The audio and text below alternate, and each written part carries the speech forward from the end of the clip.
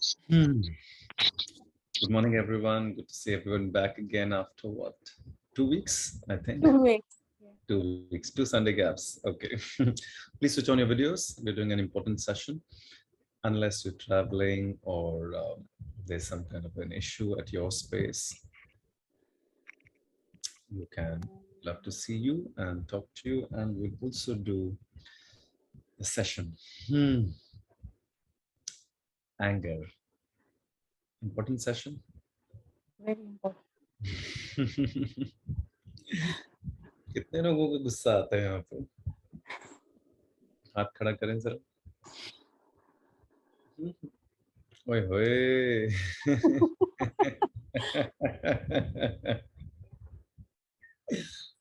Okay. क्यों आता है इतना गुस्सा? चल में कभी सोचा है इतना Yeah, गुस्सा क्यों आता है? कौन बताएगा क्यों आता है गुस्सा? yeah, can I say? हाँ, तराली जी बोलिए. Yeah. Because of the negative environments, I just get angry so soon and I sorry, can't let it. आपकी आवाज नहीं है. Before because of the Negative environment.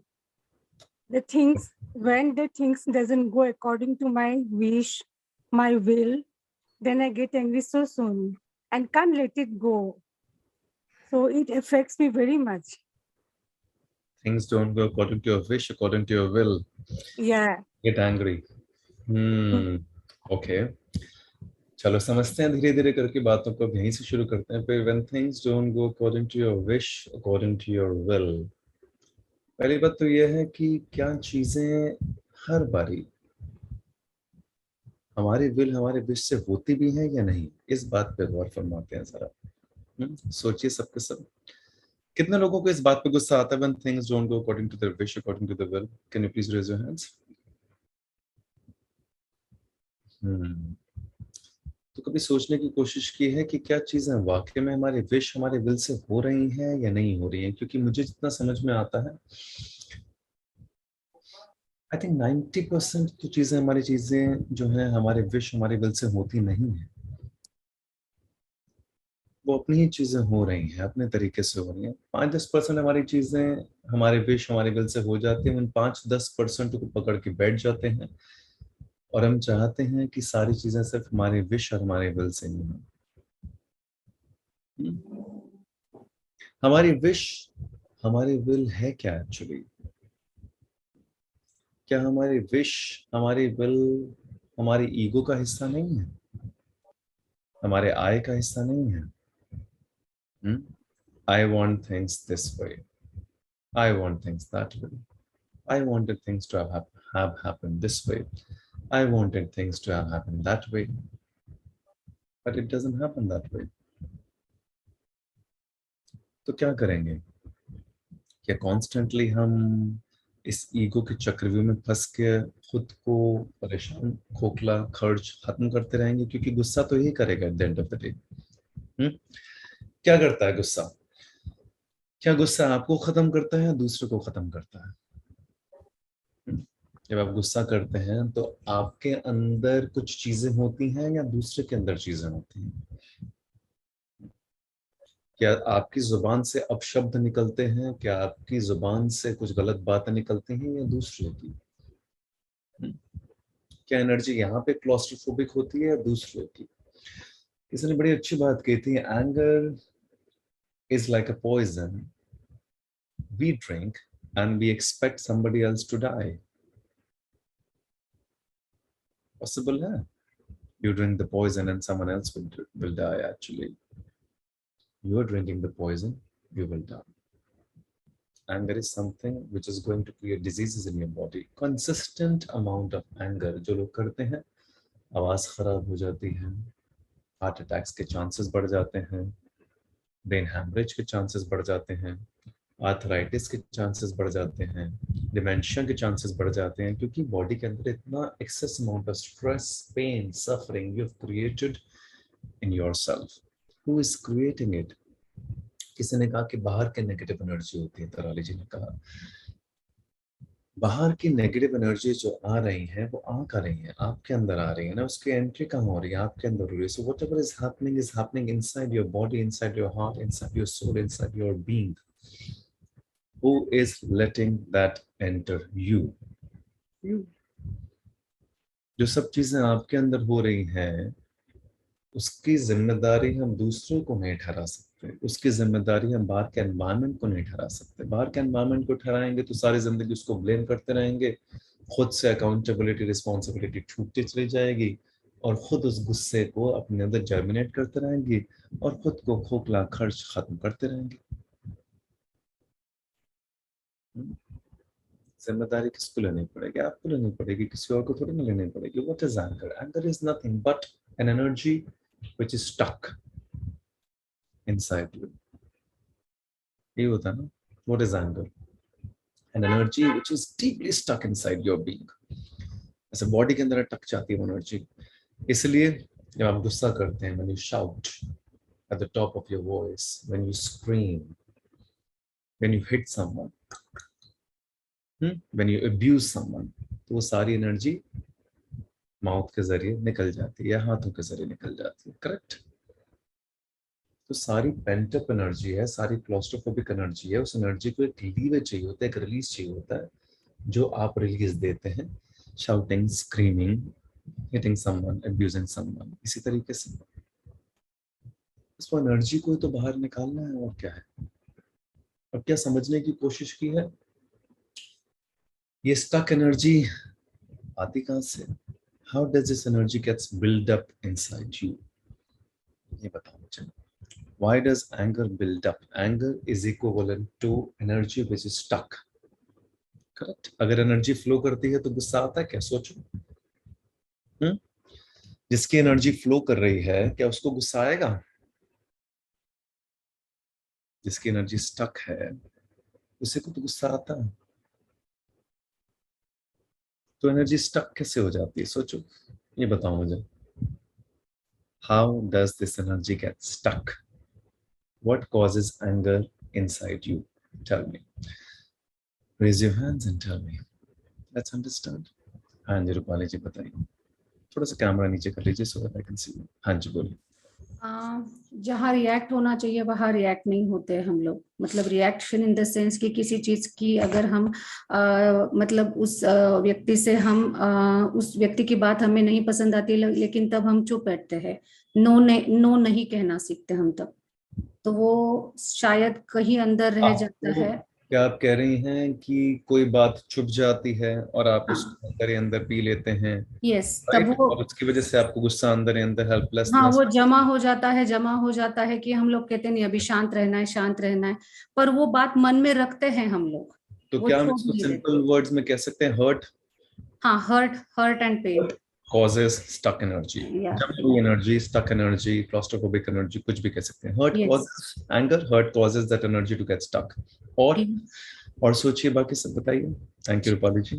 Hurt causes that energy to get stuck.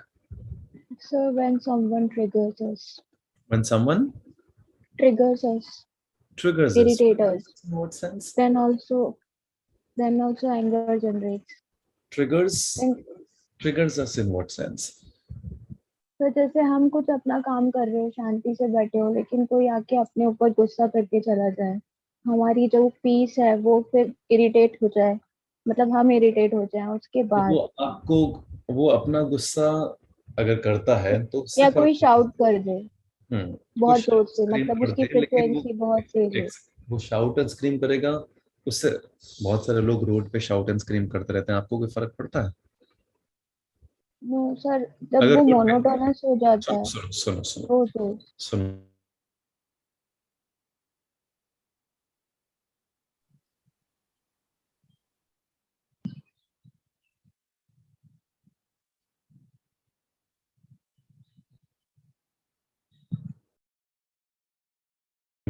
One second. Can you guys hear me?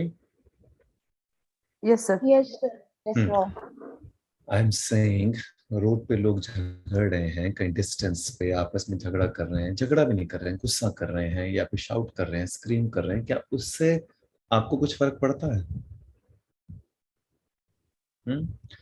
नहीं पड़ता, लेकिन sir एक बात है, वैशाली लोदहिया, सुनिए क्योंकि हम सुनिए सुनिए सुनिए सुनिए ध्यान से बात कंप्लीट नहीं हुई।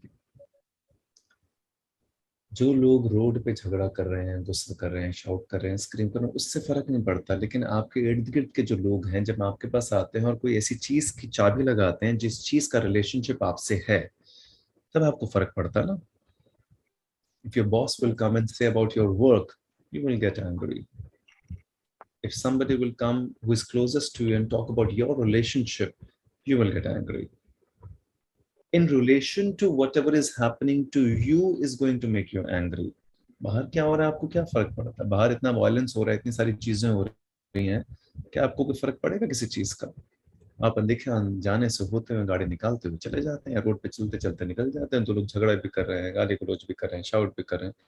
Unless and until it is in relationship to you, it's not going to make a difference to you.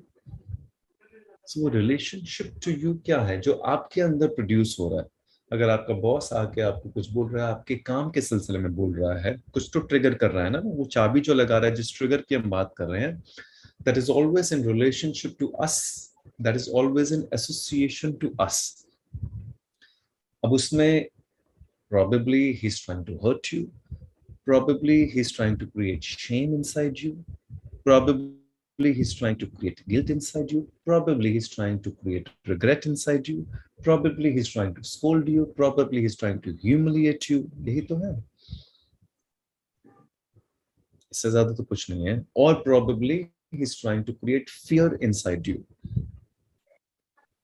और इन सब चीजों से क्या हो रहा है? At the end of the day, energy gets stuck. Whenever you're going through any kind of hurt, shame, regret, guilt, fear, humiliation, scolding, तो क्या होता है? It starts to create that energy which gets stuck inside your being. और जब वो energy stuck हो जाती है तो क्या होता है? फिर वो जमा हो जाती है, फिर धीरे धीरे धीरे धीरे it starts to create anger. Stuck energy is anger. That's it. Anger और कुछ नहीं है। अगर कोई आपको ह्यूमिलेट करे और आप ह्यूमिलेट ना महसूस करें तो क्या गुस्सा होंगे आप?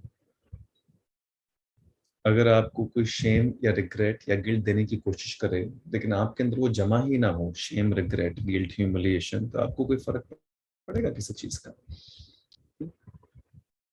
आपकी सेल्फ वर्थ की कोई धज्जियां उड़ाने की कोशिश करे लेकिन आपकी सेल्फ वर्थ फिर भी इंटैक्ट रहे, तो क्या आपकी एनर्जी ऊपर नीचे होगी या नहीं होगी?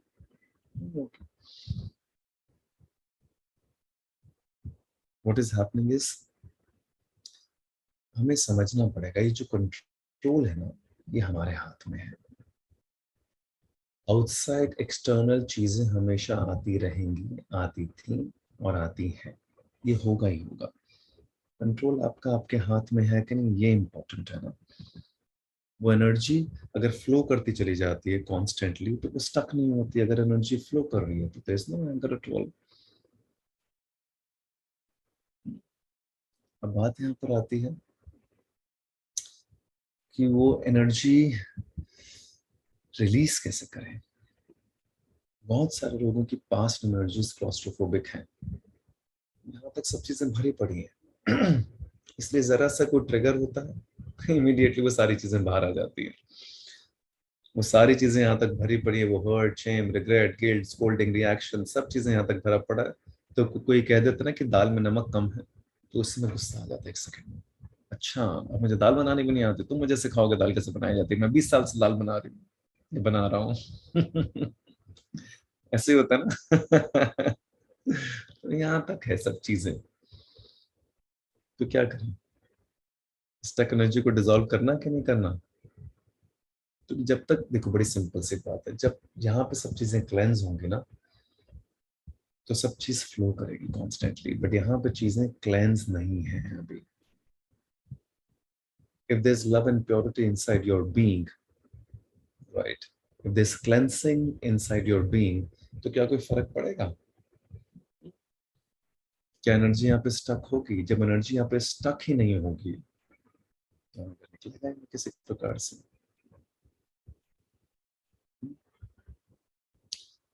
तो एक एक करके चीजों में आगे बढ़ते हैं। सबसे पहले, in order to cleanse your shame, regret, guilt, humiliation, only one formula will work universally. Only one formula. इसके अलावा ना कुछ था, ना कुछ है, ना कुछ रहेगा.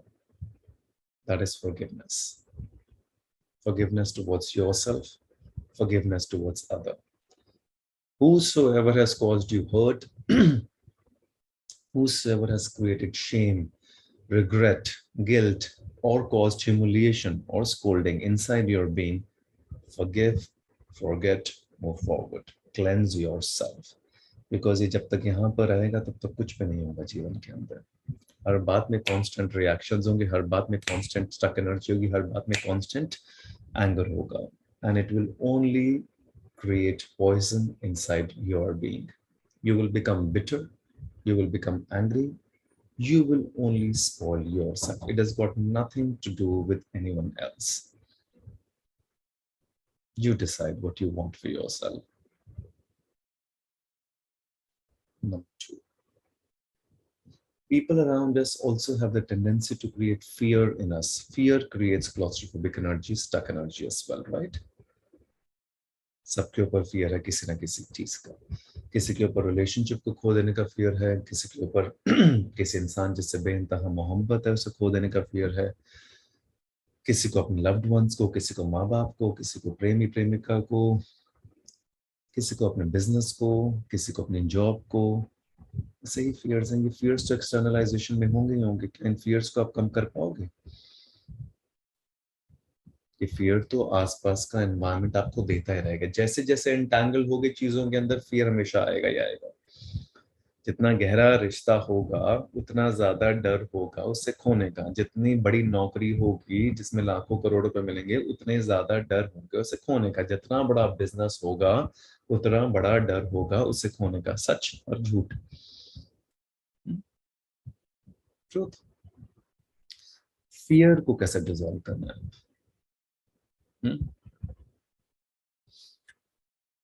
फियर को डिसॉल्व करने के दो तरीके हैं. पहला तरीका तो है सच, the truth. Follow truth in your life, in every aspect of your life. जितना जीवन में सच होगा उतनी निडरता होगी. जितना जीवन में झूठ होगा, कहानियां होंगी, उतना ही आप हमेशा परेशान रहेंगे, उतना ही डरते रहेंगे. The truth is everything.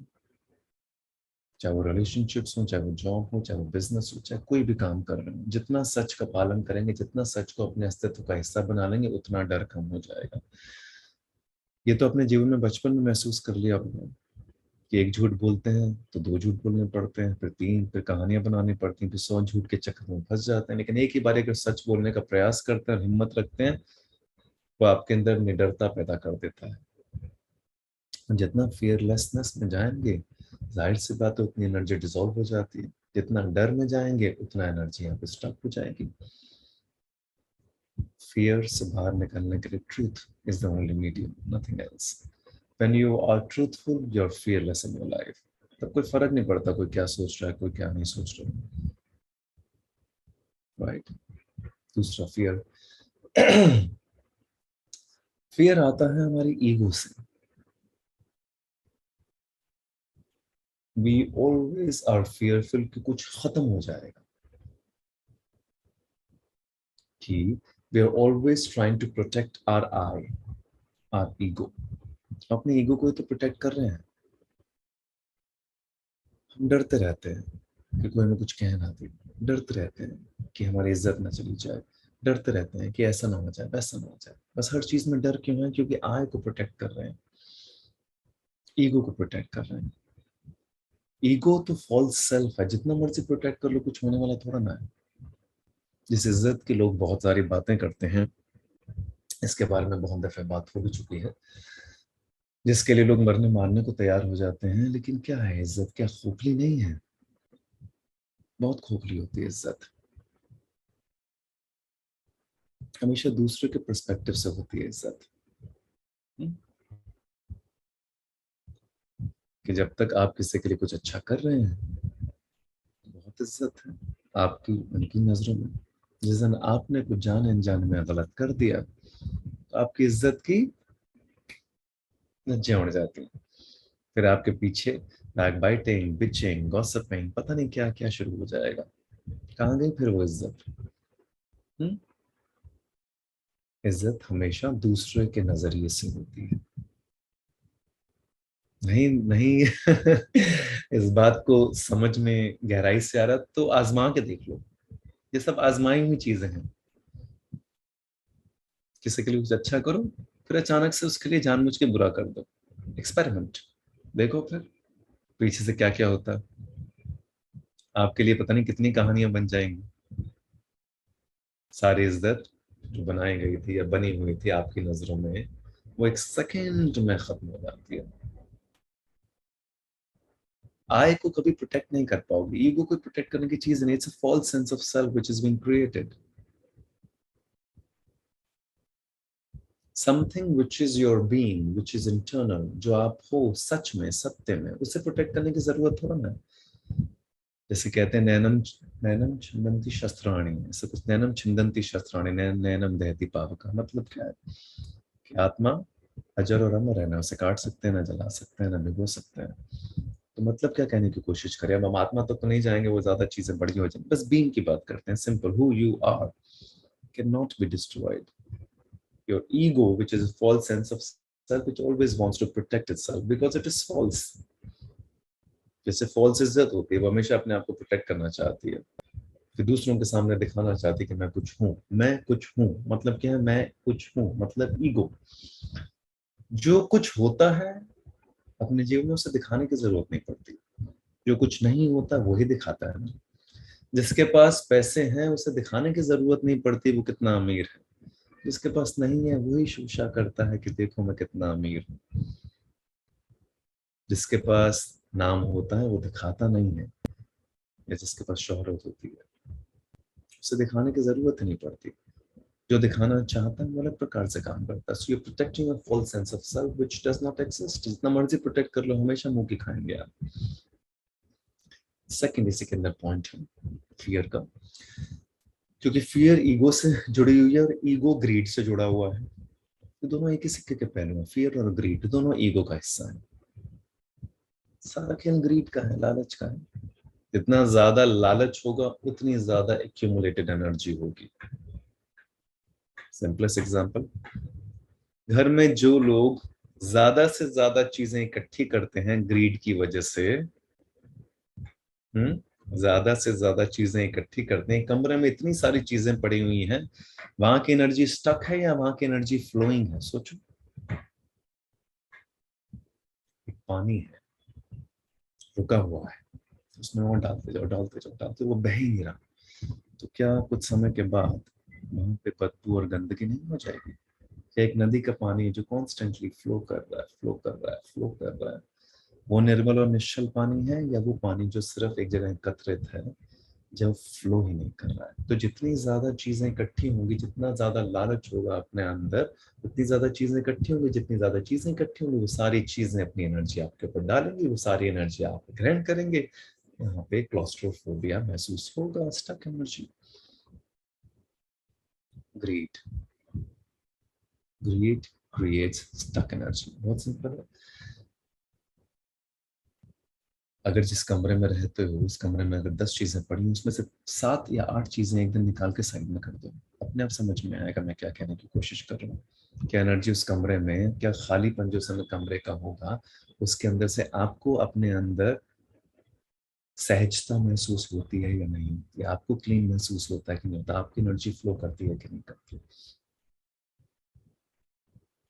तो जितना ज्यादा ग्रीड उतनी ज्यादा स्टक एनर्जी, जितना ज्यादा फियर उतनी ज्यादा स्टक एनर्जी। और ग्रीड और फियर तो एक ही सिक्के के दो पहलू हैं। जो पाया है उसी तो खोने का डर है। डर किस बात का होता है? जो पाया है। जैसे जितनी बड़ी नौकरी उतना बड़ा उसको खोने का डर, जितना गहरा रिलेशनशिप उतना ज्यादा उसे खोने का डर। तो ग्रीड और फियर साथ साथ चलते हैं। तो जितना ज्यादा ग्रीड उतना ज्यादा फियर, कम ग्रीड कम फियर। और गुस्सा कैसे आता है? Anger, your stuck energy also gets created because of your preconceived notions and beliefs in life. एक बिलीफ है जिस पे आप अटके पड़े हो. अटकन को क्या कहते हैं? स्टक. Stuck energy. अगर आप किसी एक बिलीफ पे अटक गए हो और सारी जिंदगी आप उस पे अटके रहते हो, तो जाहिर सी बात आपको गुस्सा आएगा. You will always want to protect that belief, right? यही तो होता है, चाहे वो रीजन हो, चाहे वो रिलीजन हो, क्योंकि सबके बिलीफ अटके पड़े हैं. चाहे वो सिटी हो, चाहे वो स्टेट हो, चाहे वो कल्चर हो. हमारे देश में इन सब चीजों पे झगड़े क्यों होते हैं? ऑल ओवर द ग्लोब अलग अलग प्रकार से इन सब चीजों पे झगड़े क्यों होते हैं? क्योंकि लोग अपने प्री कंसीव्ड नोशंस और बिलीफ में अटक गए हैं. उनको और कुछ दिख ही नहीं रहा है. Stuck energy. The moment you start to drop these preconceived notions जो आपके दिमाग में है, the energy starts to flow. You start seeing life from a new perspective. तो जितने ज्यादा गहरे आपके प्री कंसीव्ड नोशंस और बिलीव्स होंगे, उतने ज्यादा अटके आप रहेंगे जीवन में. उतना ज्यादा गुस्सा आपके जीवन का हिस्सा बना रहेगा, क्योंकि एनर्जी स्टक हो गई है. You'll have to drop those preconceived stuck beliefs and notions. और वो बचपन से इतने सारे हो जाते हैं. पैसा पेड़ पे थोड़ा ना उगता है. Preconceived notion. बहुत लोगों के लिए पैसा पेड़ पे उगता है, लेकिन बहुत सारे लोग ऐसे कमा लेते हैं पैसे, बहुत सारे लोग नहीं कमा पाते. हाइट छोटी है, शादी नहीं होगी, लड़का नहीं मिलेगा. Preconceived notion. ऐसे पता नहीं कितने प्रीकंसीव्ड नोशंस हैं जो बचपन से लेकर आज तक आपके जहन में डाल दी गए. These are just examples. गिनने बैठोगे तो अपनी लाइफ में गिनने बैठोगे तो आपको समय एक लिस्ट बना लो आज बैठ के कि कौन से प्री कंसीव्ड नोशंस और बिलीव्स किस किसने डाल दिए हैं, क्योंकि वो सारे झूठ है, सच नहीं है.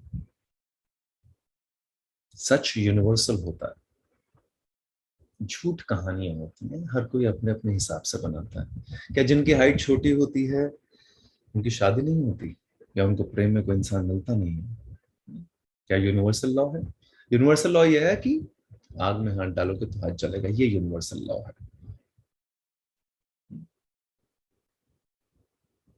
बहुत सारे, जैसे पैसे की बात की, बहुत सारे लोगों के लिए पैसा ऐसे आ जाता है, वो सोचते हैं और आ जाता है. बहुत सारे लोग लगे रहते हैं, तो यूनिवर्सल तो बना है कोई.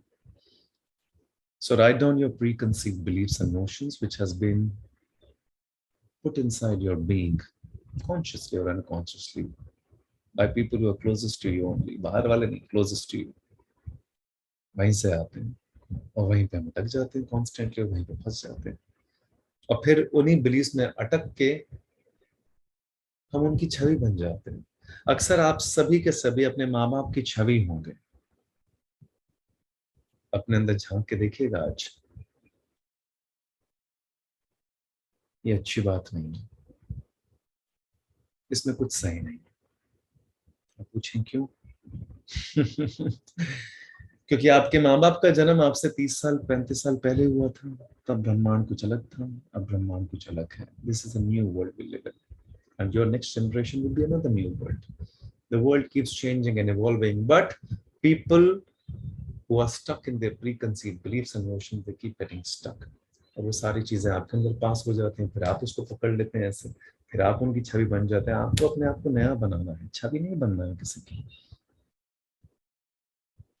You have to create a new version of you to survive in this universe. How will you survive otherwise? हम क्या करते हैं? अपनी सहूलियत के हिसाब से चीजें करते हैं. इसमें सहूलियत नहीं है कुछ, कन्वीनियंस के हिसाब से. जिस चीज में कंफर्ट दिखता है वो ले लेते हैं, जिस चीज में कंफर्ट नहीं दिखता वो छोड़ देते हैं. बात कंफर्ट की है ही नहीं.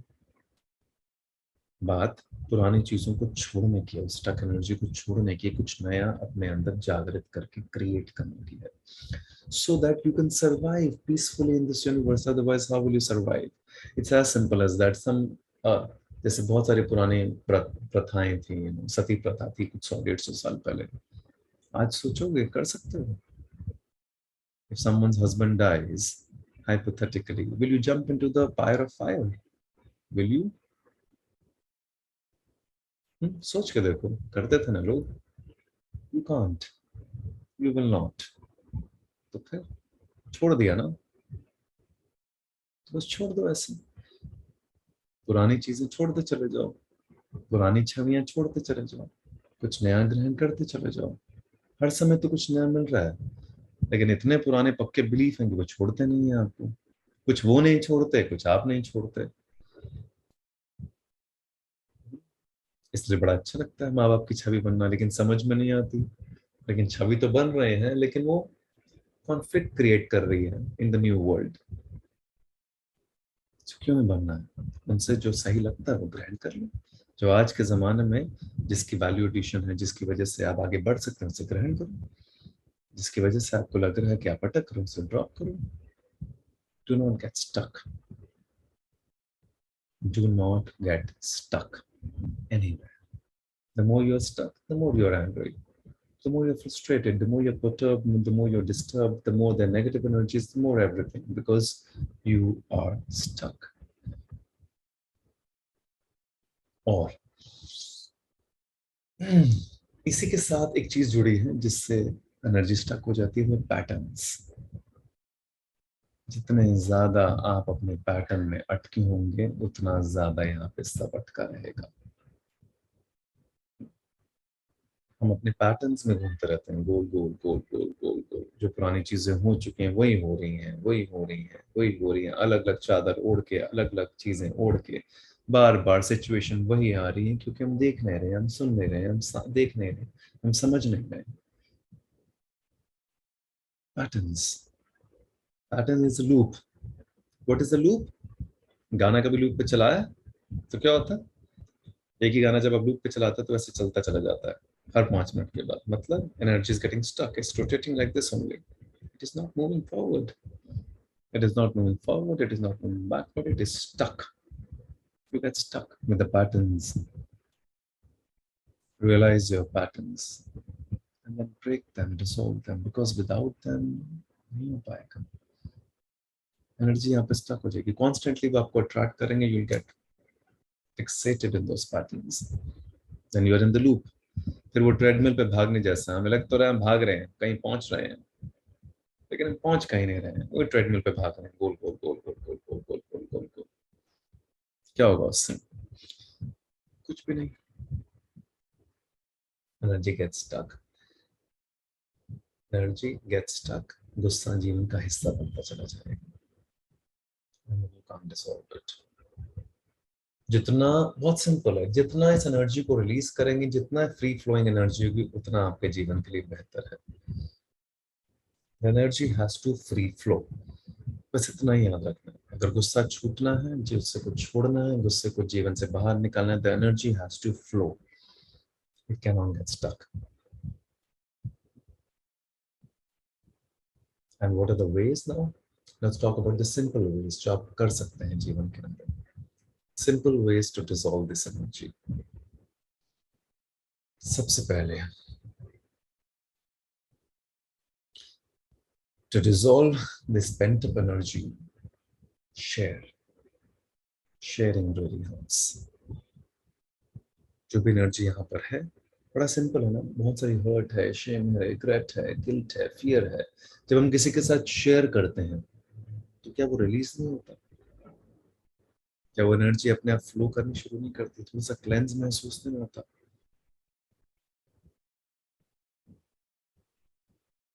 Sharing truly helps release that pent up energy. So as much as you can, चाहे वो आपका एक दोस्त हो, आपकी गर्लफ्रेंड, बॉयफ्रेंड, भाई बहन, माँ बाप, कोई भी हो, शेयर. अपने अंदर ना रखें. hurt, guilt, shame, regret जो हो चुका है, just share it. A lot of times I've seen whatever worst incidents that have happened in your life, once you share it, it begins to dissolve. Once it begins to dissolve, you start to forget. जब तक आप उसको अपने अंदर रखते हैं, वो अंदर ऐसे ऐसे नासूर बनता चला जाता है. उसे नासूर ना बनने दें, वो आपको खत्म कर देगा. नंबर 2, पहले भी बोल चुका हूँ, दोबारा बोल रहा हूँ, forgiveness. It's a very essential tool. Extremely essential tool. किसी और के लिए, स्वयं के लिए माफ करें. जो भी आपसे हुआ है, खुद से भी बहुत सारी गलतियां हो जाती हैं. मैंने देखा लोग खुद को भी माफ नहीं करते कि मैंने पता नहीं क्या कर दिया, मुझे अपने आप को माफ नहीं करना. अरे कौन से जीवन में जी रहे हैं आप? इतना सा तो जीवन होता है, पता नहीं कब खत्म हो जाएगा. क्यों अपने आप को तकलीफ देने का शौक है इतना ज्यादा? हो गई गलती, हर इंसान से हो जाती है, हजारों लाखों गलतियां होती रहती हैं, आगे भी होंगी, अभी भी हो रही, पहले भी हुई है. तो ऐसा इंसान नहीं इस ब्रह्मांड में जिसने गलतियां ना की. तो गलती हो गई, forgive yourself and move forward. आगे बढ़ो, अटको नहीं. अटकना बड़ा आसान है, आगे बढ़ना मुश्किल. तो जीवन में आसान रास्ते में थोड़ा साइड में करो, थोड़ा सा मुश्किल रास्ता अपनाओ, आगे बढ़ो, खत्म करो चीजें. Dissolve them. Number 3, meditation. It's a beautiful tool to dissolve whatever has happened inside your being. जितनी भी एनर्जी स्टक होती है, इसलिए when people meditate, they say everything begins to dissolve. अगर आपने दीपक चोपड़ा जी की बातें सुनी है और मेडिटेशन को फॉलो किया है किसी प्रकार से, आपको समझ में आएगा when you begin to meditate, everything goes silent. All those things which is energy which is stuck here, it starts to chakra cleaning जैसे कहते हैं, chakra cleansing कहते हैं, वो अपने आप डिसॉल्व होनी शुरू होती है. वो सारी एनर्जी जो स्टक हो रही है वो डिसॉल्व होनी शुरू हो जाती है, slowly and steadily. Meditation dissolves everything. So make meditation 15 minute, 20 minute सुबह शाम, part of your life. Number 4, simplest tool, what is the tool? Exercising, physical exercising. When you physically exercise, all that pent up energy starts to get released. ये तो आपने खुद ही महसूस किया होगा. मैंने बहुत सारे दोस्तों का देखा जिनका ब्रेकअप हो जाता है, वो फिर ट्रेनिंग और एक्सरसाइज और फिटनेस में इतने जुझारू हो जाते हैं. क्यों हो जाते हैं? क्योंकि उन्हें समझ में आ जाता है all that pent up energy, all that hurt, all that bitterness, something which is causing so much of trouble, it starts to get released through that exercising. So make exercising a part of your schedule. 15 minutes, 20 minutes, 30 minutes. Burn some sweat. Let all the toxins release. Let that energy release. क्योंकि जब आप exercise करते हैं तो energy pump up होनी शुरू होती है बॉडी के अंदर, वो सारी एनर्जी धीरे धीरे रिलीज होती है. Release that. Next, writing daily in some form or the other. बहुत बार लिखा है, ग्रैटिट्यूड जर्नल लिखें, डेली डायरी लिखें, कुछ भी लिखें, dear diary, daily journal, whatever you want to write. Writing starts to cleanse all that pent up energy inside you. बहुत बारी शायद कुछ बातें होंगी, आपको लगता होगा कि नहीं मैं किसी को नहीं बता सकता. This is my darkest secret of life. What if I tell someone and someone will take advantage? Write it down. उसके बाद आप रखना चाहें रखें, जलाना चाहें जलाएं, फाड़ना चाहें फाड़ें. Write it down so that all that pent up energy starts to get released. लिखने से आपकी जो एनर्जी है वो धीरे धीरे रिलीज होती है. Start to cleanse yourself. ये सारी चीजें बस क्लेंजिंग और कुछ नहीं है.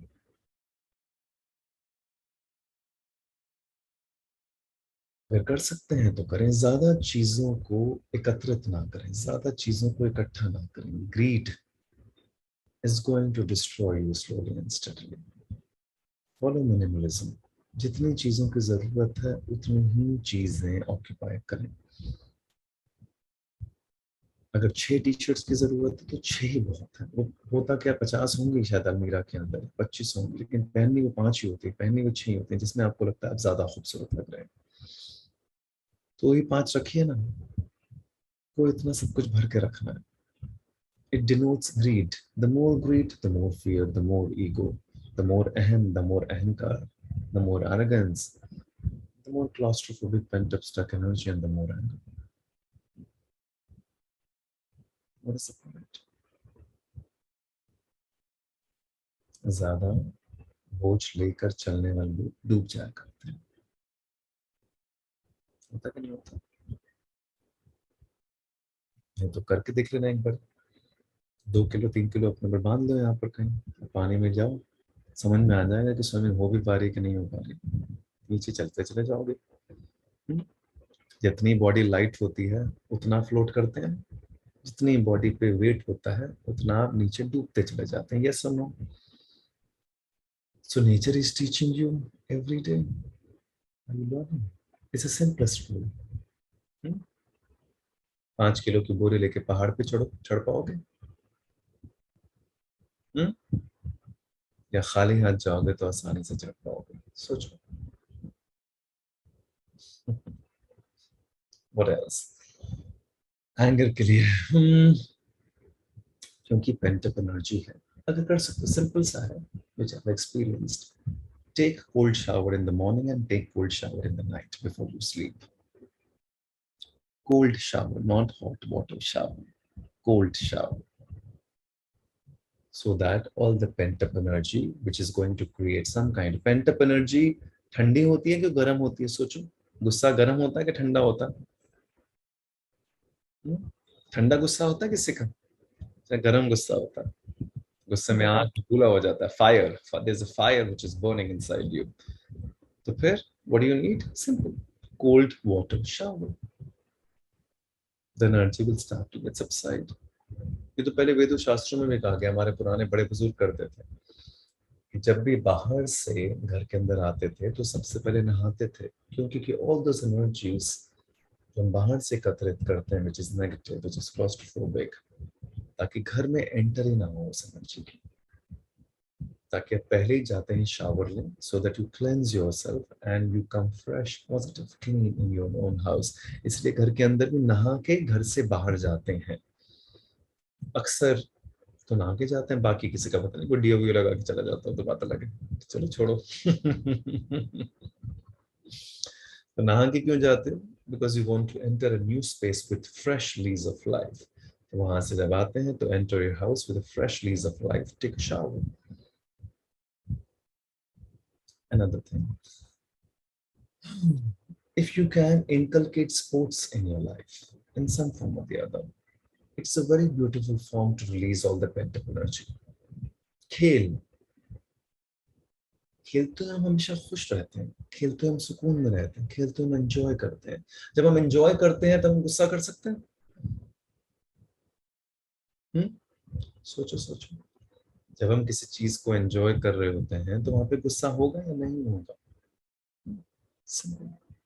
सारी की सारी एनर्जी जो स्टक है वो खेल के जरिए, एंजॉयमेंट के जरिए, खुशी के जरिए, एक टुगेदरनेस के जरिए, एक स्पोर्ट्समैन स्पिरिट के जरिए पास हो जाती है आपके पास से. चाहे हफ्ते में 2 दिन रखें, 3 दिन रखें, play badminton, play table tennis, some physical sport, play cricket, play football. Chess मत खेलते बैठ जाना, बस कैरम बोर्ड और चेस. पता लगे कि शुरू हो गए घर के अंदर chess. Physical workout, something physical which burns some kind of energy which is inside you. I'm not talking about mind energy, I'm talking about the whole being energy. When you play a sport, your mind, your being, your soul, your body, everything gets involved. Carrom board और chess में नहीं होगा, ludo में नहीं होगा, तंबोला में नहीं होगा. Okay, some physical sport. और आई थिंक बस इतना, ये इतनी सारी चीजें हैं और इससे ज्यादा क्या करोगे? अभी कर लो इतनी सारी चीजें. क्या? Dance, of course. Oh yes, that's a very good idea. Creatively, if you can get involved in any kind of creative activities, it's really going to help you. Dancing, singing, music, writing, poetry, painting, sketching, anything which is creative is always going to release all that pent-up energy. या तो आपने खुद ही महसूस किया होगा, जब आप किसी भी क्रिएटिव एक्टिविटी में इन्वॉल्व हो जाते हैं तो आपकी जो स्टक अप एनर्जी है, it gets a beautiful leeway and it gets energised and revitalised into something which is a beautiful direction of life. That energy gets beautifully utilized. Any kind of creative activity, just make it a part of your life. Dancing, singing, painting, sketching, music, whatever. Graphic designing, बहुत सारे लोग बहुत सारी चीजें करते हैं. So do that. What else? Let me just see. हाँ, ये चीज तो रहेगी. हमारी जितनी भी स्टक अप एनर्जी है उसको रिलीज करने का एक बड़ा कमाल का तरीका है ब्रीदिंग, प्राणवायु जिसे कहते हैं. सिंपल है ना. सारी एनर्जी ब्रीदिंग से रिलेटेड है. अगर ब्रीदिंग सही हो जाती है तो सब चीजें सही हो जाती हैं. इसलिए जब लोग गुस्से में होते हैं तो क्या कहते हैं, count count backwards 10 to 1, count 100 to 1, 1 to 10. क्यों? They are trying to calm down your breathing. Breathe अगर स्टक हो जाती है तो क्या होता है, सोचो. अगर 30 सेकेंड्स के लिए मैं आपको कहूँ कि stop breathing, what will happen? Everything will get stuck here. क्या क्लॉस्ट्रोफोबिक महसूस नहीं होगा? क्या हेल्पलेस महसूस नहीं होगा? और अगर मैं 1 मिनट 1.5 मिनट कहूंगा तो क्या उसके बाद गुस्सा नहीं आएगा? वो आपके नाक पे ऐसे हाथ रख दे और आपका मुंह बंद कर दे तो कैसा होता है? हेल्पलेसनेस में जब बाहर निकलते तो क्या गुस्सा नहीं आता? Because energy gets stuck. Do not let this energy to get stuck. Breathing, focus on your breathing, concentrate on your breathing, breathe consciously. Glass है, right? It's occupying some kind of energy when I'm holding like this. Yes? अभी तो कोई फर्क नहीं पड़ता, लेकिन अगर इसको मैं ऐसे पकड़े रखूं कुछ आधे घंटे तक तो क्या होगा? क्या मेरे हाथ में दर्द होना शुरू नहीं हो जाएगा? Because energy is getting stuck. लेकिन अगर मैं इसको इधर उधर हिलाता रहूं, इसको कभी रख दूं कभी उठाऊं तो क्या फर्क पड़ेगा हाथ में? कुछ. ऐसे ही आपका जीवन है. जितनी ज्यादा आप लोगों से ग्रहण करके एनर्जी को स्टक करते चले जाएंगे उतना आप फंसते चले जाएंगे जीवन में. जितने ज्यादा बैगेजेस होंगे, जितनी ज्यादा चीजों को इकट्ठा करेंगे, जितनी सारी एनर्जीज को एक्यूमुलेट करेंगे, वो सारी चीजें आपके अंदर क्लॉस्ट्रोफोबिया, स्टक एनर्जी क्रिएट करेंगी. Let it flow. Let it move out of you. Become a vessel through which everything flows. Do not hold on. Do not get stuck. Do not become claustrophobic. It's going to create anger, irritation, frustration. और anger को dissolve करने का, stuck energy को dissolve करने का एक तरीका और है, क्योंकि हम बहुत कंसिस्टेंटली रिएक्टिव होते हैं लाइफ में. मैंने कहा ना यहाँ तक भरा होता है, तो जरा सा कोई चाबी लगाता है तो 1 सेकंड में रिएक्शन आ जाता है. क्यों आता है? कि यहाँ पे चीजें भरी हुई हैं बहुत सारी. Try to become non reactive in your life. बहुत सारी चीज़ों पर रिएक्शंस की ज़रूरत नहीं होती. बहुत सारी चीज़ें अपने आप साइलेंस में डिसॉल्व हो जाती हैं. लेकिन आप नॉन रिएक्टिव कैसे बनेंगे? When you start practicing silence in your life.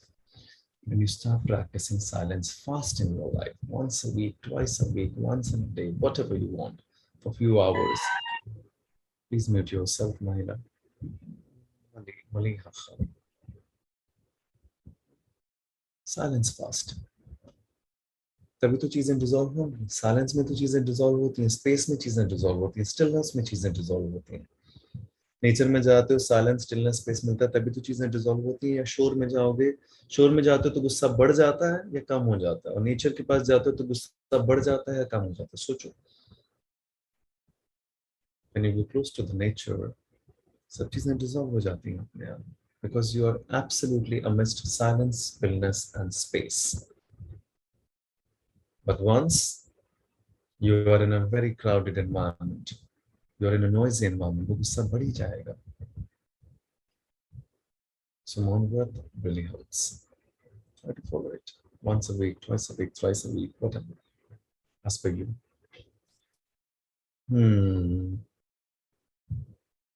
And next is be closest to nature. जितना टाइम नेचर में स्पेंड करेंगे उतना ज्यादा अच्छा है, चाहे वो किसी भी प्रकार के पेड़ पौधे हैं, गार्डन है, बीच है, anything. Spend some time early in the day, in the evening. As much as you spend, you start to inherit that stillness that I'm talking about, that space, that silence.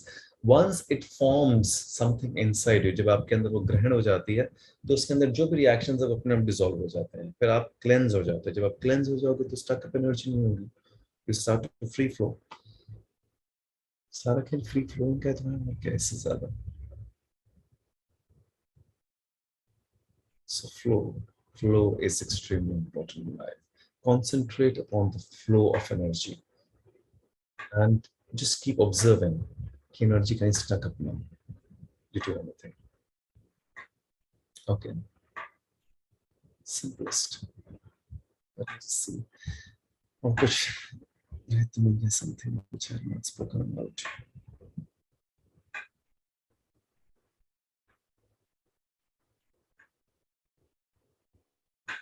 That's it. Anger gets dissolved.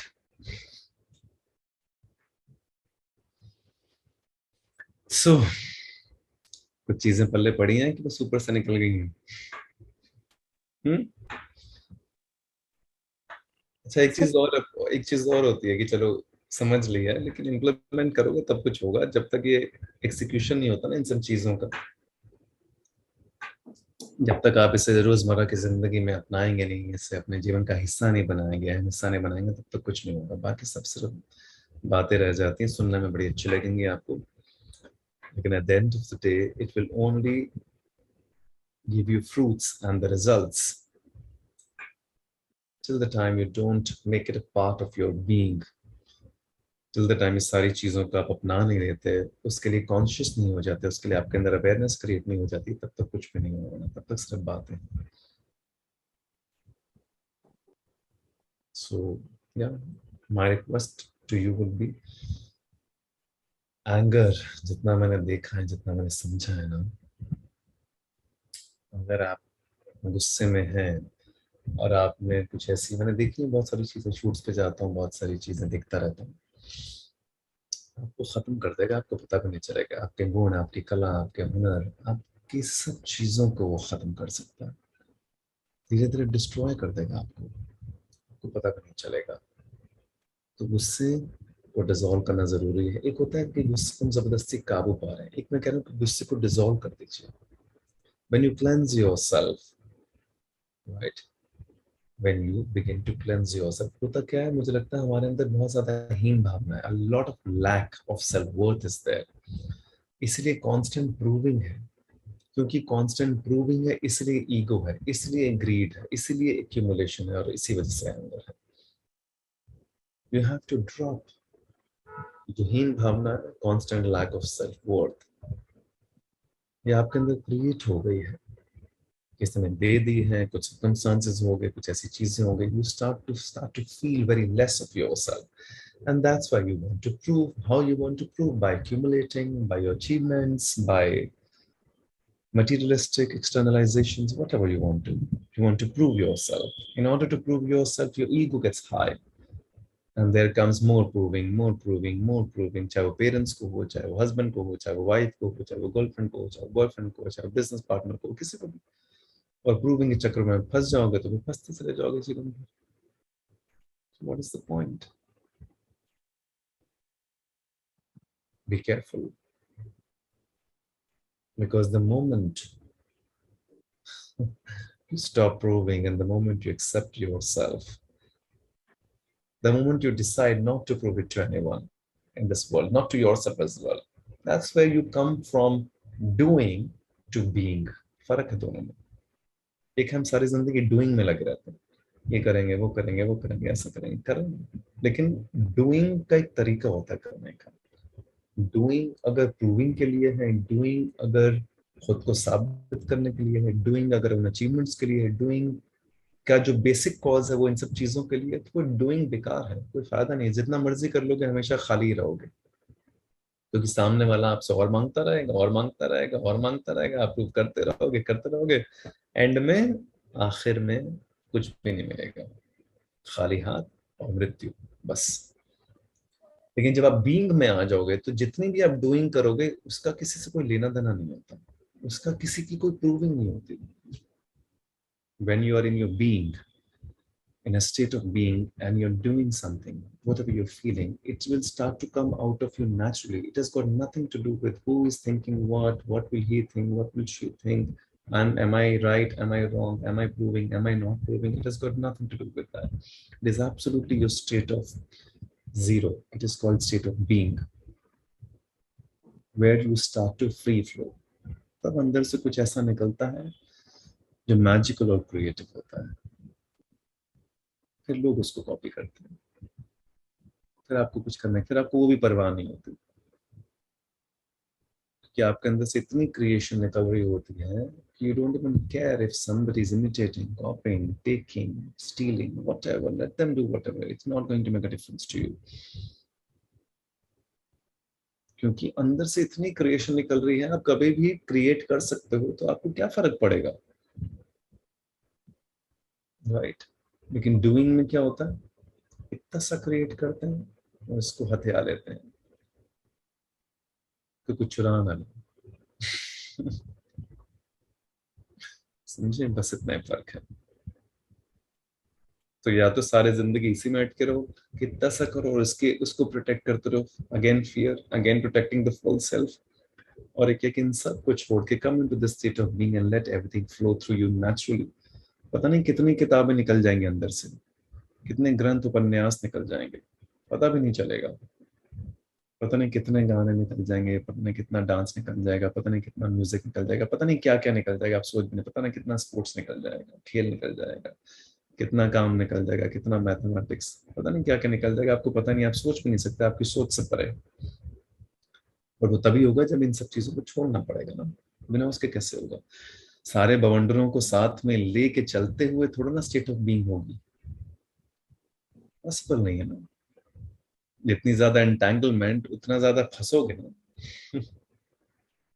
Simple है ना, जितना खुद को entangle करोगे उतना ज्यादा अटकोगे, जितना कम entangle करोगे, जितना ज्यादा सुलझे रहोगे उतना ज्यादा फ्री रहोगे, जितना फ्री रहोगे उतना क्लीन रहोगे, जितना क्लीन रहोगे एनर्जी फ्लो करेगी, जितनी एनर्जी फ्लो करेगी उतना क्रिएटिविटी और रिलैक्सेशन जागृत होगी, उतने यहाँ पे स्ट्रेस भी कम होगा, एंशियसनेस भी कम होगा। Simple.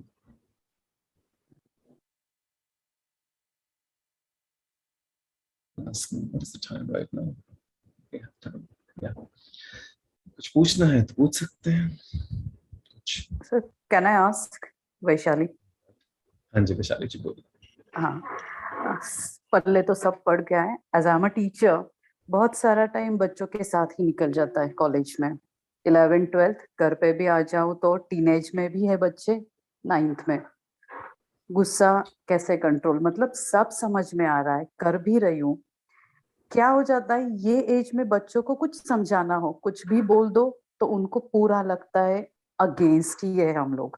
कॉलेज में भी कुछ बोलो, अभी 2 years ऑनलाइन, बच्चों तो पूरा इतना एडिक्शन हो गया है, मोबाइल ये वो, हम लोग पढ़ा रहे फिर भी वो निकलते, हम लोग इंस्ट्रक्ट करते हैं 1 बार करो, 2 बार करो, 10 बार करो, एडिक्शन ही कम नहीं हो जाता। कभी कभार इतना बहुत ज्यादा गुस्सा हो जाता है, बहुत ज्यादा समझ में भी आता है, दैट टाइम तो कांट कंट्रोल।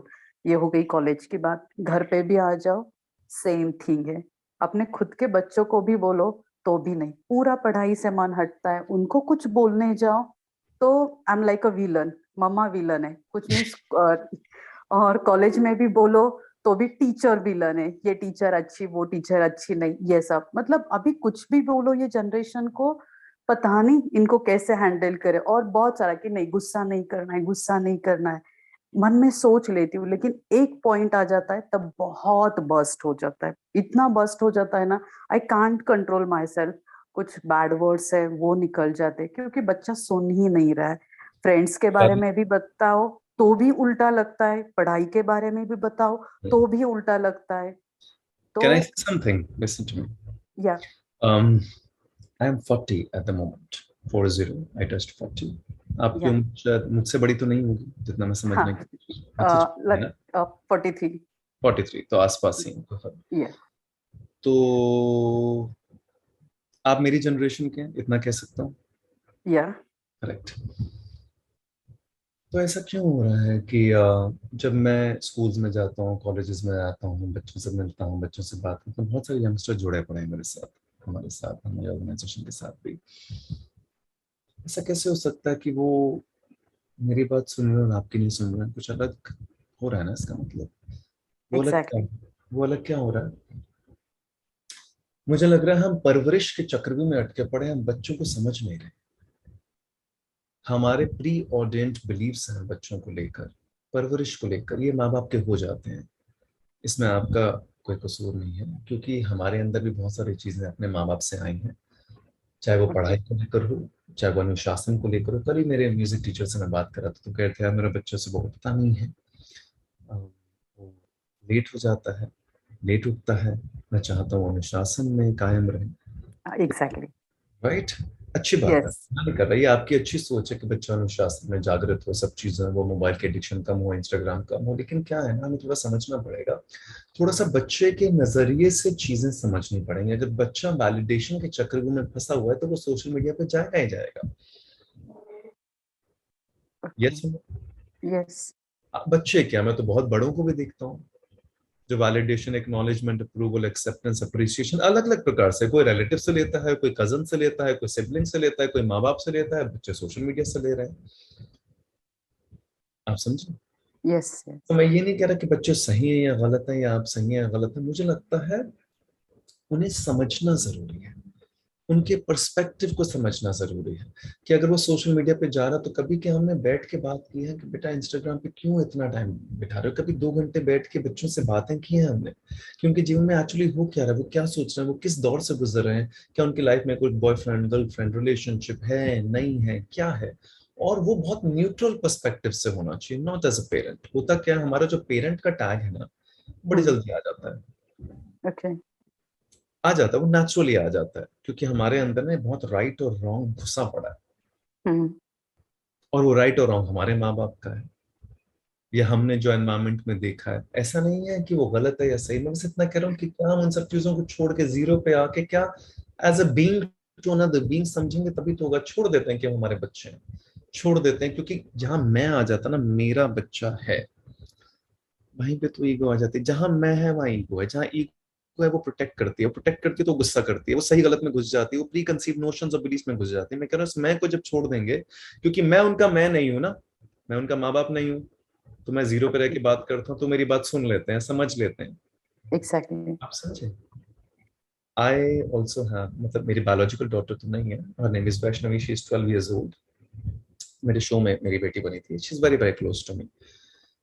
तो जब मैं उससे बात करता हूँ तो उसके पर्सपेक्टिव से चीजों को देखने का प्रयास किया जाता है, चाहे वो 10 साल की, चाहे वो 12 साल की है।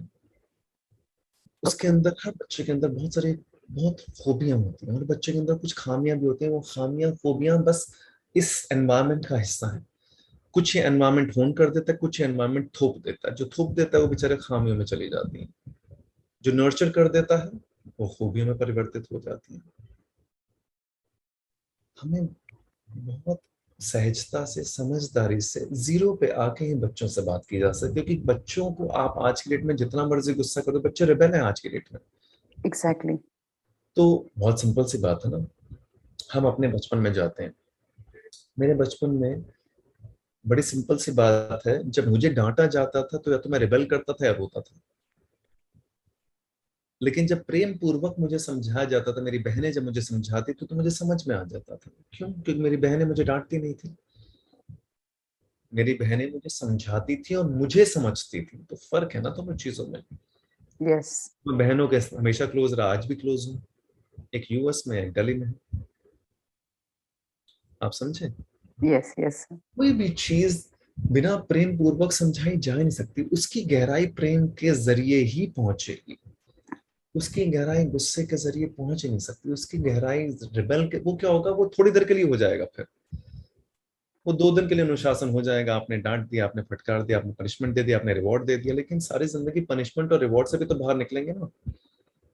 या तो तलवार लटका देते हैं बच्चों के ऊपर, या रिवॉर्ड दे देते हैं, रिवॉर्ड का लालच, दोनों में ही, एक में ग्रीड है एक में फियर है। मैं कह रहा हूँ ग्रीड और फियर से बच्चों को बाहर निकालते हैं, क्योंकि अगर ग्रीड और फियर बच्चों के अंदर आएगा तो वही आपके अंदर है, वही मेरे अंदर है, क्योंकि हमारी जनरेशन में भी यही था। और Yes. वही तो सारा जाल है जो ग्रीड और फियर का। ग्रीड और फियर से बाहर निकलेंगे तभी तो बच्चे स्टेट ऑफ बीइंग में आएंगे, तभी तो जो उनके अंदर ऑथेंटिक सेल्फ है वो बिना डर और बिना लालच के बाहर निकलेगा, तभी तो कुछ ओरिजिनल निकलता है ना। Yes. जब वो डर में रहेंगे तो बस डर में तो इतना होता है जितना करना उतना कर दो, बस इससे ज्यादा नहीं करना। और लालच में होना कि जो कर रहे हैं उसमें कोई मजा नहीं, बस मिल जाए, कप ट्रॉफी मिल जाए। तो दोनों में आप प्रोसेस से बाहर हो। तो कर्मण्येवाधिकारस्ते मा फलेषु कदाचन, तो फिर मायने नहीं रखेगा फिर, क्योंकि प्रोसेस से आप कर्म से हट गए, कर्म फल में आपका ध्यान है, चाहे वो डर हो चाहे वो ग्रीड हो,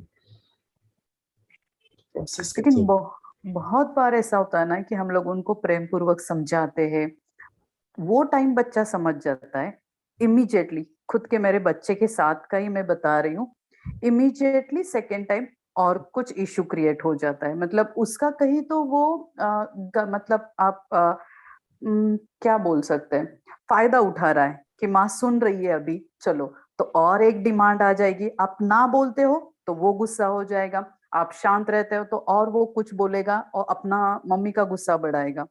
तो ये हम लोगों में ज्यादा चल जाता है। क्योंकि शायद डील बच्चे भी मतलब बड़े समझदार होते हैं ना, उन्हें समझ में आ जाता है कि मम्मी और पापा की ट्रिगर कहाँ पर है। एग्जैक्टली और वो गुस्सा ही मेरा कंट्रोल ही नहीं होता हाँ, कि क्योंकि वो बहुत ही ट्रिगर, नहीं। बच्चा बड़ा शार्प होता है, वही है वही बचपन है। से समझ में आ जाता है उसे कि मुझे किस तरह से जिद करनी है, किस तरह से रोना है और किस तरह से क्या करना है कि मम्मी और पापा पिघल जाएंगे और मुझे लेके देंगे। एग्जैक्टली। लेकिन ध्यान रखना जरूरी है। ये तो, ये थोड़ा सा, क्योंकि बच्चे शार्प होते हैं, ऑब्जर्वेंट होते हैं, एब्जॉर्बिंग होते हैं, बच्चे को सिर्फ कांस्टेंट अटेंशन चाहिए होती है। ओके यस बच्चे यस। को क्या, बड़ों को चाहिए होती है, मैं साफ साफ बोलता हूँ। हाँ हर इंसान को कांस्टेंट अटेंशन चाहिए होती है। जो आपको अटेंशन देता है आप उसके साथ चिपक जाते हैं, जो अटेंशन नहीं देता उससे आप दूर होना चाहते हैं। तो बच्चे का भी एग्जैक्टली ये प्रोसेस है।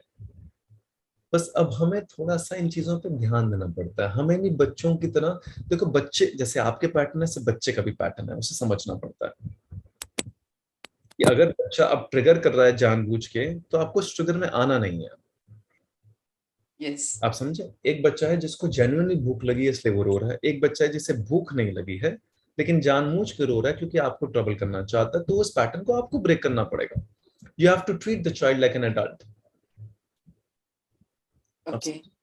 क्योंकि अगर हम उनके पैटर्न्स में उलझ जाएंगे फिर वहां पे मोह आ जाता है। मोह समझ, वो मोह है इमोशंस, वो मोह है ओवरवेलमिंग। सत्य और मोह में फर्क है, प्रेम और मोह में फर्क है। प्रेम कहता है कि बच्चे की खुशी के लिए, बच्चे के भविष्य के लिए अगर इसे अमेरिका भेजना है, मुझसे दूर हो जाएगा, मैं अकेला हो जाऊंगा, लेकिन फिर भी हाइपोथेटिकल एग्जांपल है, इसे भेजना है क्योंकि इसकी परवरिश वहां पे सही होगी, ये जीवन में कुछ सीखे आगे बढ़ेगा, तो ये प्रेम है। वो कहता है कि नहीं भेजना है, पास ही चिपका के रखो चाहे कुछ भी हो जाए।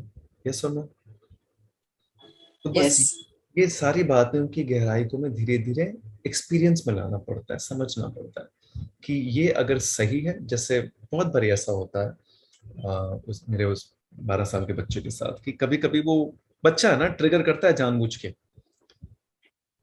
अगर मैंने कोई बात उसको हर्टफुल गलती से बोल दी तो जब तक वो मुझे हर्टफुल बात बोलेगी नहीं उसे चैन नहीं मिलेगा। यही होता है। राइट, ठीक है। यस तो एग्जैक्टली। मेरे साथ ऐसा किया एक बार, तो मैंने समझ लिया बात, अब मुझे प्रोसेस समझ में आ गया। उसने बोल दिया, मैं भी हर्ट हो गया, खत्म। फिर मैंने कुछ ऐसा किया, फिर वो शांत हो गई, खत्म हो गई बात। बात अब यहाँ पर आती है कि घंटों के बाद जब चीजें नॉर्मल हो जाती है, क्या हम बैठते हैं बच्चों के साथ और उसे समझाते हैं कि एग्जैक्टली बेटा आपने क्या किया? Do we have that kind of an awareness, और are we creating that kind of an awareness in the child कि बेटा मैंने तो गलती से कर दिया लेकिन आपने जानबूझ के किया, तो दोनों में फर्क है। तो ये अवेयरनेस अगर आपने क्रिएट कर दी तो बच्चा समझ में आ जाएगा ना बच्चे को। लेकिन हम कुछ घंटों के बाद जब सब चीजें नॉर्मल हो जाती हैं, जब बच्चे हंसी खुशी में बैठ जाते हैं, ये उस समय समझ में नहीं आता, ये कई घंटों के बाद समझ में आएगा, क्योंकि उस समय ट्रिगर होती है ना सारी चीजें। जैसे गुस्से में आप किसी को बोलते रहोगे ये एप्पल है, ये एप्पल है, एप्पल है, एप्पल है, एप्पल, उसे सुना नहीं देता, वो कहता नहीं ये सेब है, ये सेब है, ये सेब है, बट पता नहीं एप्पल और सेब दोनों सेम होते हैं। यस, क्योंकि सुनाई नहीं देता, दिखाई नहीं देता, समझ में नहीं आता, दिमाग में कुछ घुसता नहीं, क्योंकि वो स्टेट ऑफ बीइंग ही नहीं, क्यों वहां पर एनर्जी स्टक है. How will I understand anything at this point of time? Let that energy.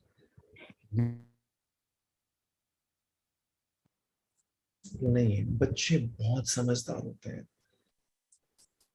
मैं अपनी जिंदगी के तजुर्बे से कह सकता हूँ, बच्चे बहुत समझदार होते हैं. सिर्फ सही तरीके से उनके अंदर, बच्चे के अंदर ना ऐसे एक चीजें डालनी पड़ती हैं. कैसे समझाऊं? जैसे गुड़ डालना पड़ता है ना शीशी में, ऐसे डालते जाओ डालते जाओ. आप कह रहे थे ना बच्चे वापस में आ जाते हैं. बच्चे क्या बड़े वापस आ जाते हैं. हम 5M ट्रांसफॉर्मेशन कोर्स करते हैं, लोग 2 दिन उठते हैं, तीसरे दिन उठते नहीं है. क्यों? अपने आप से पूछिए, सबके सब क्यों नहीं उठते हैं? क्यों? मैं बताता हूँ, क्योंकि पुराने जो डिफॉल्ट कंडीशनिंग और पैटर्न है वो इतना अच्छा घेर लेती है कि वापस वहीं ले आती है. यस, ऐसे बच्चों के साथ है. तो आपने कुछ समझाया, उन्होंने समझ लिया, उनको बड़ा अच्छा भी लगा, उन्होंने 1-2 दिन फॉलो किया, फिर उनकी डिफॉल्ट कंडीशनिंग कितने टाइम की उसने खींच लिया. तो हमें वो गुण गुण जो है ना, वो शीशे में बार बार आप डालते रहेंगे डालते रहेंगे, फिर वो उनके चरित्र का हिस्सा बन जाएगी. But it has to be constant constant constant constant constant constant. जब ये 100 दिन हो जाएगा, या 150 दिन या 200 दिन हो जाएगा, तो बच्चे का चरित्र बन जाएगा. फिर उसे आपकी जरूरत नहीं पड़ेगी, फिर वो अपने जीवन में सब चीजें खुद ही हल कर लेगा. Make children capable of handling things on their own. Do not make them dependent on you for anything or everything. The child has to move ahead in life. The child cannot be stuck to your cocoon. Your cocoon is only important when he gets bruised outside and comes, right? So that you can give him that cocoon or give her that cocoon. Otherwise, that cocoon is not important. That cocoon is only going to put him in comfort zone. He will never be able to or never want to move out of your comfort zone. No human being wants to move out of the comfort zone. आज हमें स्विगी जोमेटो से घर बैठे बैठे खाना मिल जाता है, तो आधे से ज्यादा लोगों ने खाना बनाना ही बंद कर दिया अपने घरों में. Comfort, right? तो जितना कंफर्ट आप देते चले जाएंगे, बच्चा बाहर ही नहीं निकलेगा. उसका जीवन, मैं बार बार सबको कहता हूँ, जीवन घर के अंदर नहीं होता, जीवन घर के बाहर होता है. घर सिर्फ इसलिए होता है कि बाहर से जो चोटें खा के आप आते हो घर में रात को बस रेजुविनेट करने के लिए, so that you can start fresh. बहुत सारे लोग घरों में अटक जाते हैं, बहुत सारे लोग कुकून्स में अटक जाते हैं, कंफर्ट में अटक जाते हैं, because this is your mind pattern. The brain always wants to go for instant pleasure and avoids instant pain. Understand the mechanism of brain. इसलिए अनुशासन जरूरी होता है कि डिस्कम्फर्ट में जाओ. पता नहीं कितने सेशंस में हमने कहा है, embrace the discomfort, it is important. आज कर लोगे तो जीवन साध लोगे. कंफर्ट में रहते चले जाओगे तो जीवन साधता नहीं है. Okay, thank you sir, really thanks a lot. बहुत बड़ा आंसर मिल गया, जिसके पीछे भाग रही थी, और मनस शांति भी मैं पूरा गंवा चुकी थी, पूरा. I'm literally so disturbed, but now I'm feeling very, very relaxed. Somewhere I feel कि yes, कुछ तो मिला है मुझे. Now I'm trying to follow that pattern. Definitely. Thanks a lot. Thank you. Anyone else? Maliha, आप कुछ पूछना चाह रही हैं? पूछिए. Unmute yourself. मलिया जी अनम्यूट नहीं है, आवाज नहीं आ रही आपकी. मेरे को अनम्यूट कीजिए, वहाँ पे बटन होगा, press that button. Audio, yes, अब आ रही है. थोड़ी सी जोर से बोलो, आवाज सुनाई दे. जी सर, मैं बांग्लादेश से बोल रही हूँ और मैं आपकी बहुत बड़ी फैन हूँ. Thank you, that is very kind of you. मेरी हिंदी थोड़ी सी कमजोर है क्योंकि मेरी मदर लैंग्वेज बांग्ला है, इसीलिए. कोई नहीं, बट आपको समझ में आया? क्योंकि मैं तो हिंदी में ज्यादा बात करता हूँ. जी जी, मैं हिंदी समझ सकती हूँ, बट बोलने में थोड़ा सा तकलीफ. कोई नहीं, बोलिए. आपको कुछ पूछना है? सर, माने हम जानते हैं कि जीवन के लिए होप कितनी जरूरी है. तो होप किसे कहते हैं? आशा. मतलब कहते हैं ना, किसी भी परिस्थिति में आशा नहीं छोड़ना चाहिए. तो व्हाट इज होप, यही जानना चाहती हूँ आपसे. What is hope? I don't know what is hope. Hope is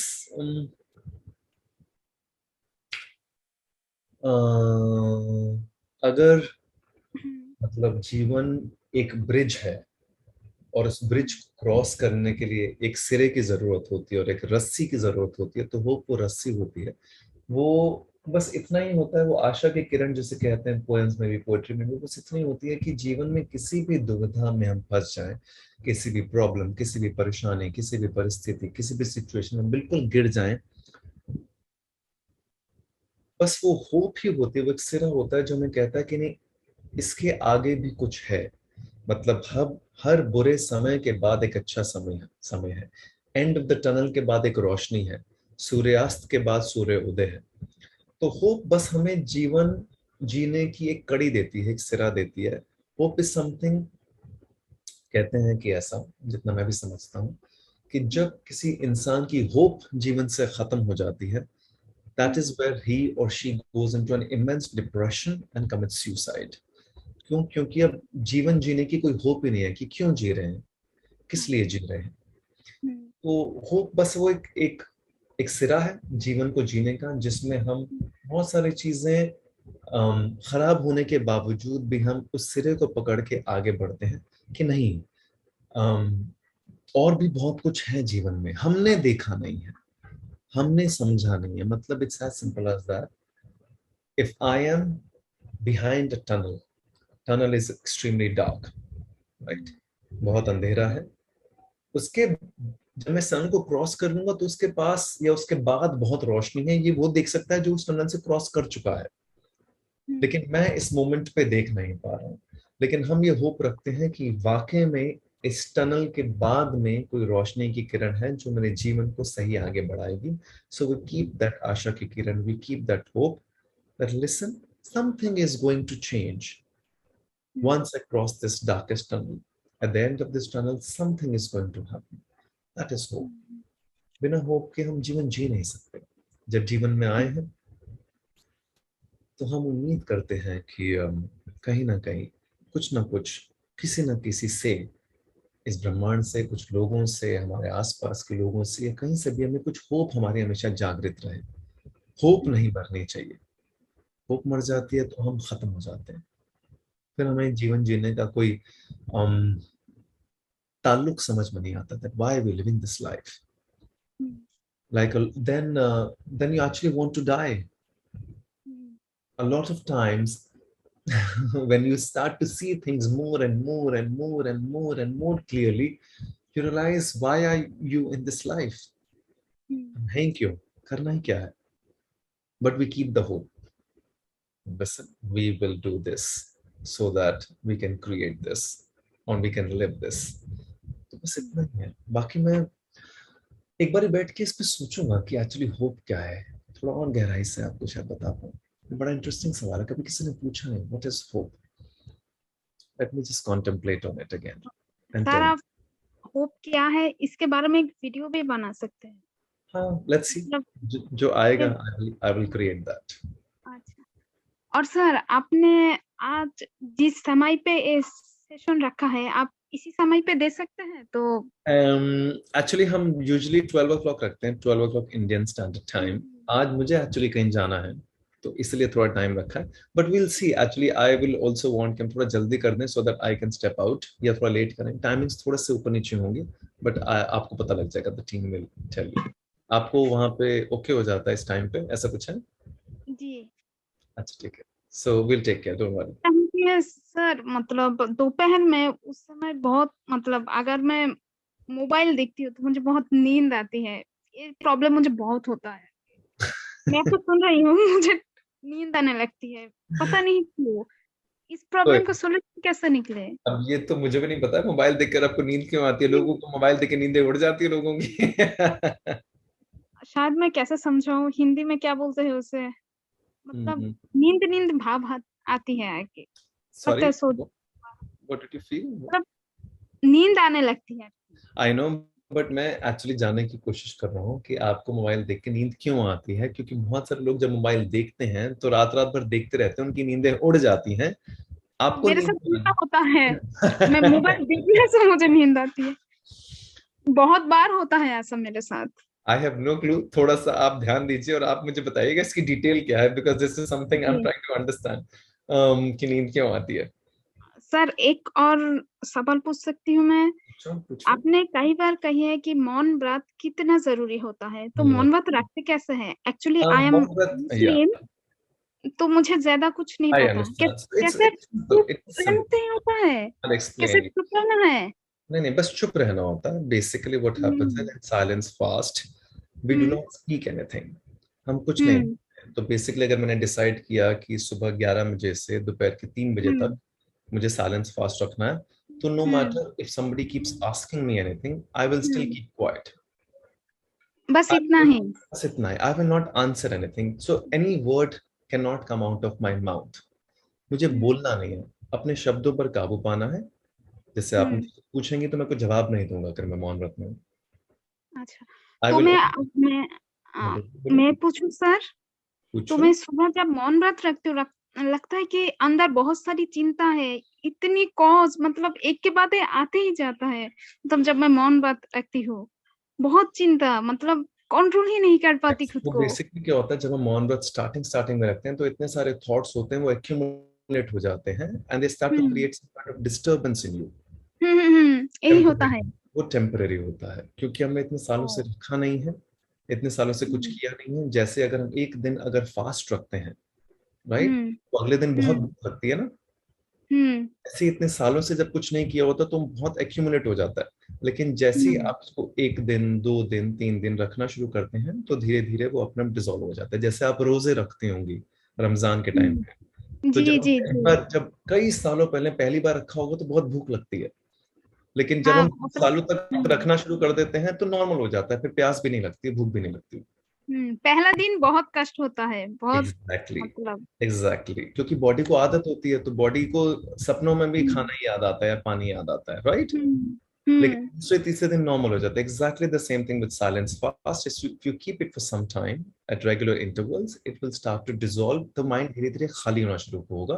क्योंकि उस साइलेंस में ना आपके थॉट्स डिसॉल्व हो जाते हैं, नॉन हम्म रिएक्शन में चले जाओ। कोई कुछ पूछ रहा है आपसे और आपके पास जवाब ही नहीं है, आप जवाब ही नहीं दे सकते, आप उसको कहते हो 6 घंटे के बाद, या आप दिखा हम्म हाथ पे लिखा हुआ साइलेंस, या हम्म कागज पे लिखा हुआ साइलेंस, या फोन में लिखा हुआ साइलेंस, तो अपने आप हम्म। धीरे धीरे थॉट्स डिसॉल्व हो जाते हैं।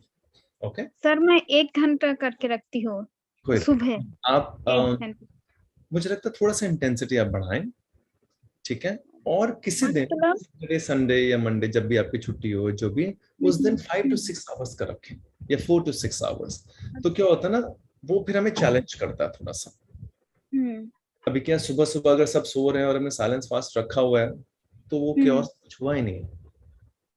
आप समझे अच्छा बात तो ये है ना कि इतनी हलचल मच रही है और उसके अंदर हम साइलेंस है।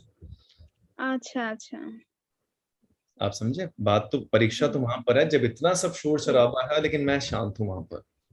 तो तभी अच्छा तो होगा जब इतना सब शोर शराबा, लोग चीख रहे हैं, चिल्ला रहे हैं, लेकिन आपको गुस्सा नहीं आ रहा क्योंकि आप स्थिर हैं, you are centred in balance. Okay, okay, thank you sir, thank you thank so you, much. Thank you, मतलब मुझे आपसे बात करके बहुत अच्छा लगा। Thank you so much. I have another 5 minutes, anyone wants to ask anything, then we will move.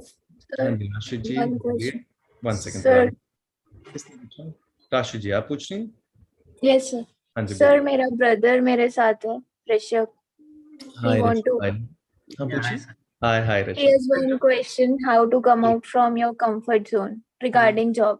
Sir मेरा ये क्वेश्चन था कि हम लोग कैसे रहता है कि कभी किसी कंफर्ट में आ गए, जैसे मैं एक ही कंपनी में 7 साल से काम कर रहा हूँ, तो मेरे को वो छोड़ने में बहुत मुश्किल होता है। मतलब अगर मेरे पास ऑफर भी आएगा तो मेरे को लगता है कि मैं वो ऑफर छोड़ के उसी कंपनी में कंटिन्यू करूँ, क्योंकि मेरा यहाँ सब कुछ सेट है। लेकिन अगर मेरे पास नई अपॉर्चुनिटी और बहुत अच्छी है तो मैं वो कोशिश करता हूँ कि वो अवॉइड करके मैं कंफर्ट में ही रहूं। तो वो चीज सर, उससे कैसे बाहर निकले? ऋषभ, ये सबके साथ है। ये कंफर्ट एक कमाल की चीज है जो आपको, जैसे मैंने कहा ना, वो हथियार लेती है आपको।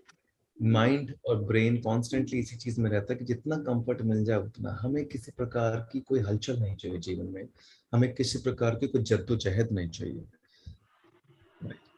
तो क्या होता है, लेकिन इसके अंदर हमें समझना पड़ता है कि हम स्टैग्नेंट हो जाते हैं कंफर्ट के अंदर।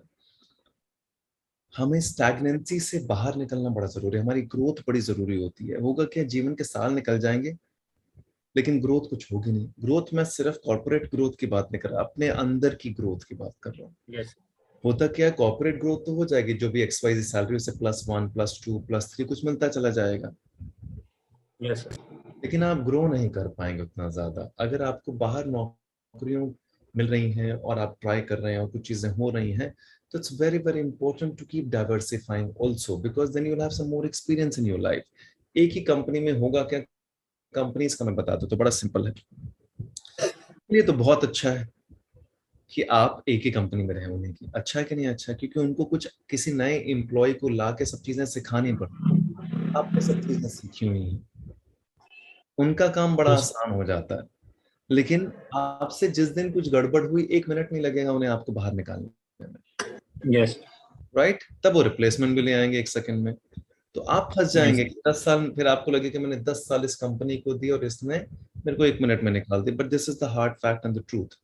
वो 10 साल उन्होंने नहीं कहा था आपको देने के लिए, वो 10 साल आपके ब्रेन में जो कंफर्ट जोन डिसाइड उसने कहा आपको यहाँ पे रुकने के लिए।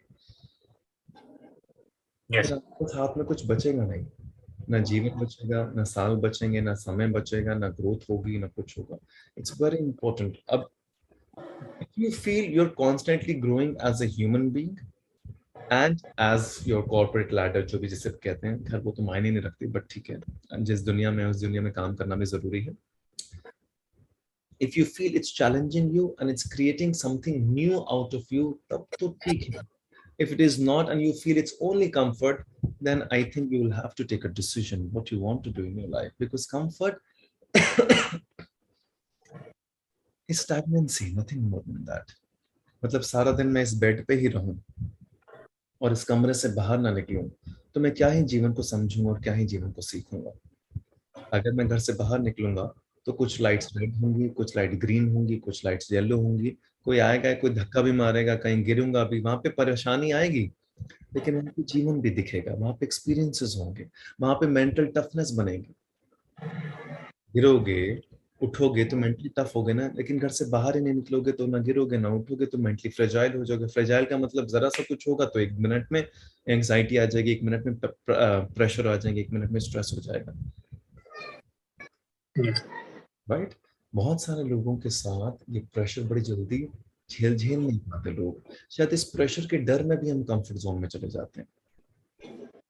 क्या यस सर, एक चीज थी मेरी क्वेश्चन कि सर जैसे कोई चीज आपको मिली है बहुत मुश्किल से, जैसे जॉब भी अगर हम ढूंढते हैं तो सर 7-8 महीने हम लोग 500-1000 कंपनी में इंटरव्यू देते हैं, तो बहुत मुश्किल से जॉब मिलती है, कई बार ऐसा होता है। तो वो चीज फिर ऐसा लगता है कि अगर चली जाए और फिर हम दूसरी जगह जाएं और वहां हमको ऐसा एनवायरनमेंट ना मिले। लेकिन ऋषभ, इतनी समझदारी तो आप में भी होगी कि अब जब आप, पहली बात तो ये है कि जो 8 साल पहले हो चुका है वो दोबारा नहीं होगा।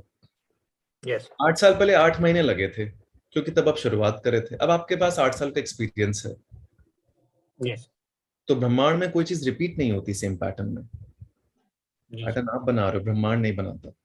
जब हम शुरू करते हैं तो 8 महीने लग सकते हैं, लेकिन 8 साल के बाद 8 महीने लगेंगे या नहीं, ये तो मुझे नहीं लगता। मुझे लगता है शायद 2-3 महीने में हो जाएगा, यस सर, और कम नहीं। क्योंकि अब आपके पास 8 साल का एक्सपीरियंस है। दूसरी बात, इतनी समझदारी हमें भी होती है, जब हम दूसरी जॉब के लिए पहले अप्लाई करते हैं, वहां से कंफर्मेशन लेटर आता है, तभी तो ये नौकरी छोड़ते हैं। जी सर, वो तो है। ऐसा तो नहीं है ना कि यहाँ नौकरी छोड़ के खाली हाथ बैठ जाएंगे और उसके बाद कहेंगे अब नौकरी ढूंढते हैं। तो ये तो बड़ा बेसिक है। मतलब सर मेरा वो क्वेश्चन था कि जैसे ज्वाइन करने के बाद अपने को वो एनवायरनमेंट मिलेगा जो यहाँ है, वो कंफर्ट में जाने से वही चीज रोकती है। पता नहीं, अननोन एनवायरनमेंट होगा, अननोन। सर एकदम जंप तो अननोन में ही है ना, नोन में तो फिर कंफर्ट जोन है। वहां पे क्या होगा किसी को नहीं पता। जब हम एक शो से, अच्छा मेरा थोड़ा उल्टा है यहाँ पर, मैं चाहता हूँ जब मैं टेलीविजन शोज करता हूँ ना, तो मेरी उम्मीद होती है कि ज्यादा ना चले। लोगों को होती है उम्मीद कि सालों साल चलता रहे, मेरी उम्मीद हो कि 3-4-5 महीने चले, क्योंकि मुझे ज्यादा समय एक जगह पे टिकना नहीं होता। मुझे लगता है कि 3-4-5 महीने के बाद ग्रोथ रुक जाती है, फिर आप स्टैग्नेट हो जाते हैं। तो मुझे अपने मन को मारना पड़ता है कि 6 महीने और चल पड़ा है, अच्छा मजबूरी अब कर लेते हैं, ऐसा होता है। क्योंकि क्या होता है, आपको एहसास होना, you will definitely become stagnant. To dive deep into unknown is life, to dive into the known is comfort. वहां पे एनवायरनमेंट अच्छा होगा कि नहीं, हो सकता है इससे बहुत अच्छा हो सकता है इससे बहुत बुरा हो सकता है बॉस इससे बहुत अच्छा हो सकता है बॉस इससे ज्यादा बुरा हो सकता है कि 2 महीने में आपको पुश कर दिया जाए नौकरी छोड़ने पर, हो सकता है कि 2 साल तक आप नौकरी करना चाहें, हो सकता है वहां से कोई ऐसा सिरा जुड़ जाए जो आपको पता नहीं कहां से कहां ले जाए। सारी possibilities and probabilities and nobody knows what's going to happen in unknown, but only when you, बस इतना जरूर होगा, आप अननोन में डाइव करोगे, आपको एक्सपीरियंस मिल जाएगा जीवन का, राइट? Yes. तो बड़ी सिंपल Yes. सी बात है, अगर कुछ गलत हो रहा होगा तो सीख लेना, कुछ अच्छा हो रहा होगा तो आगे बढ़ जाना, Yes. इतना ही simple. Sure. Thank you, sir. Thank you so Thank you so much, sir. Thank All you. right, everyone. हाँ जी, तेजस्विनी बोलिए, then Tarali जी बोलिए quickly. I don't have much Hello. time. Go. Oh, Good one. afternoon. Good Hold morning, on. sir. My friends must be calling. One second, let me just see. So my question is, एक तो silence fast से related है। हम्म। तो, हाँ, कि silence fast में कुछ मतलब साइलेंट रहना है, दैट इज ट्रू, बट और भी कुछ भी नहीं करना है, like we can not listen to music और राइटिंग एनीथिंग, जस्ट शांत बैठे रहना। दोनों चीजें हैं। आइडियली तो कहते हैं कि साइलेंस फास्ट में सिर्फ साइलेंस ही रहना चाहिए, एंड ऑब्जर्व एंड एब्जॉर्ब, ये थोड़ा सा एडवांस लेवल है। Don't get into any books, don't read, don't write, don't listen to music, right? Just stay silent and keep observing whatever is happening to you. Keep observing that and keep absorbing. अगर कोई कुछ बोल रहा है, उसका instantly reaction आ रहा है, किसी ने कहा पानी दूं, तो आपने कहा हाँ, तो ये ऑब्जर्वेंट रहना है इस चीज के लिए कि निकला कि नहीं निकला, और निकला तो आपने कैसे शांत किया। तो धीरे धीरे जब ऑब्जर्वेंट हो जाते हैं, तो जब नॉर्मल लाइफ की सिचुएशन होगी, कोई पानी मांगेगा, तो आप उस समय भी ऑब्जर्वेंट रहेंगे कि मैं क्या बोल रहा हूँ, क्या नहीं बोल रहा हूँ। अगर वो नहीं हो पा रहा है 5-6 घंटे तक, म्यूजिक तो मैं कहूंगा कि अवॉइड ही करें। You want to write, let something creative flow out of you. You want to design, you want to write, you want to read, whatever. Reading भी avoid करेंगे. So let something creative move out of you instead of intaking something. Reading, music is intaking. Writing is out. It's going out of you. So let it flow out of silence. You can do that. Yes, sir. So one more question is there. Usually जब मुझे गुस्सा आता है तो मेरा tendency होता है कि मैं आगे वालों को हर्ट नहीं करती, मैं खुद को हर्ट करती हूँ। मेरा गुस्सा वैसे निकलता है, लाइक बहुत रेयरली होता है, but I tend to do that, like How do you hurt some yourself? kind of other like physically or something, like बहुत एक्सट्रीम में जाने के बाद, बहुत रेयरली होता है। मेरा गुस्सा बहुत जल्दी बाहर नहीं आता, लाइक एंगर इश्यूज उतने नहीं है मेरे, बट जब आता है तो वो, and I don't want to do it to myself, और किसी बट को तो गुस्सा करती ही अपने नहीं, ऊपर but इस खुद बात को- पे आता है कि मैंने गुस्सा क्यों किया, इस बात पे गुस्सा आता है, या वो गुस्से का रिएक्शन है जो आप हर्ट कर रहे हैं खुद को?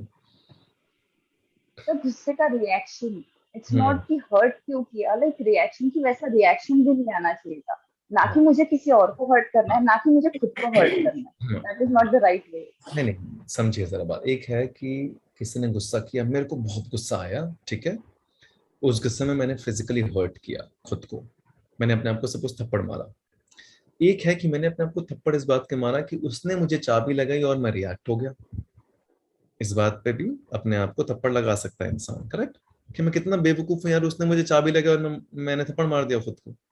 एक ये है। एक है कि उसने मुझे चाबी लगाई, मुझे गुस्सा है, वो उस गुस्से में मैंने अपने आप को थप्पड़ मार दिया एज अ रिएक्शनरी मोड। दोनों में फर्क है, कौन सा वाला, ए और बी? Sir B. बी। तो बेसिकली हो क्या रहा है, ए में रियलाइजेशन है, अनअवेयरनेस और कॉन्शियसनेस है, बी में अनअवेयरनेस है और अनकॉन्शियसनेस है। उस गुस्से का रिएक्शनरी मोड का चेन है, और हमने, क्योंकि हम उसको हर्ट नहीं कर सकते, इसलिए हम खुद को हर्ट कर रहे हैं, क्योंकि हम एक तरह से थोड़े से कमजोर हैं कि हम दूसरे को थप्पड़ मार नहीं सकते, तो खुद को थप्पड़ मारेंगे। एग्जाम्पल के तौर पर किसी भी प्रकार से हर्ट करना, तो ये आपको समझना पड़ेगा कि ये बेसिकली रिएक्शनरी चेन हो रही है, because we feel so helpless at that point of time, we are angry and then we want that energy to release. We can't shout, we can't scream, we can't hurt that person, or we can't abuse that person. So we are abusing emotionally, physically to ourselves immediately, so that it gets released. So I would suggest, if you still want, keep the awareness of option A. सामने वाले ने चाबी लगाई, मैं गुस्सा हुआ. Now when you're about to hurt yourself, stop. Hold on. क्योंकि खुद को हर्ट करके आप क्या ही करेंगे? बस वो बेसिकली पेंट अप एनर्जी होती है, वो रिलीज मांगती है, तो खुद को हर्ट करके, खुद को रुला के, खुद को परेशान, खुद को वो रिलीज हो जाती है इमीडिएटली, और आप थोड़ा स्थिर हो जाते हो, शांत हो जाते हो. खुद को हर्ट करने से अच्छा है go to a terrace and shout and scream. That's it. Let that energy move out. That's easier and better. If something is boiling inside, right? Don't hurt yourself. Hurting yourself is going to cause immense pain and suffering. It's going to double up all the energy. Let the energy release. Right? Let that energy release. Go out to the gym, go play some sports, go write something, go create something, go take a shower. Take a shower for 2 hours, 1 hour, whatever. Just don't hurt yourself. Hurting yourself is going to put you in the loop again. क्योंकि वो helplessness की hurt है, helplessness का गुस्सा है. जाहिर सी बात है ना, खुद को हर्ट करना तो हेल्पलेसनेस ही हुई ना, वरना आप दूसरों को हर्ट करते जाके उसको थप्पड़ मार देते हैं एग्जाम्पल के तौर पर, राइट? क्योंकि वहां कर नहीं सकते कि सामने वाला को क्या लगेगा, वो छोड़ देगा, उसकी जरूरत है, जो भी एक्सवाइजी रीजंस है, वो बड़ा है, वो छोटा है, वो माँ बाप है, वो भाई है, वो बहन है, वो प्रेमी है, वो प्रेमिका है, कोई भी है. So let me help my self. इसलिए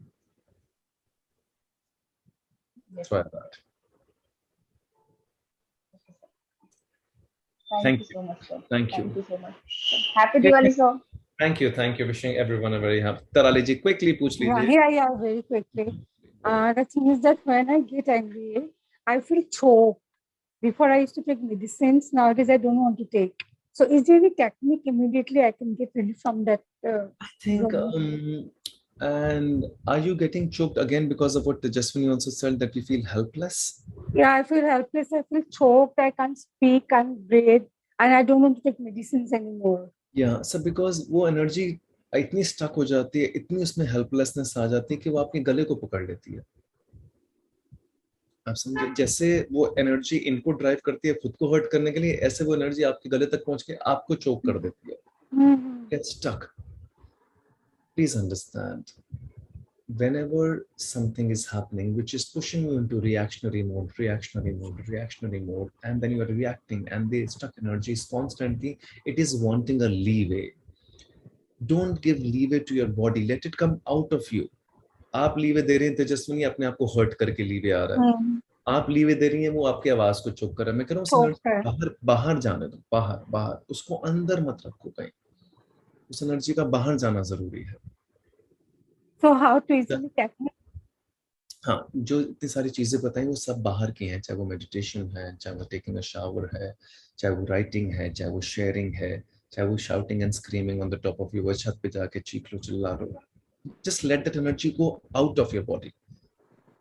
चाहे किसी से शेयर करके, चाहे मेडिटेट करके, चाहे ठंडे पानी से नहा के, जो भी हमने 10 चीजें लिखी होंगी आप लोगों ने, वो सारी चीजें मैंने बोली थी, मुझे एग्जैक्टली नहीं याद आ रही. चाहे वो स्पोर्ट्स खेल के, चाहे वो एक्सरसाइज करके, वो सारी एनर्जी को बाहर फेंकना है, बाहर.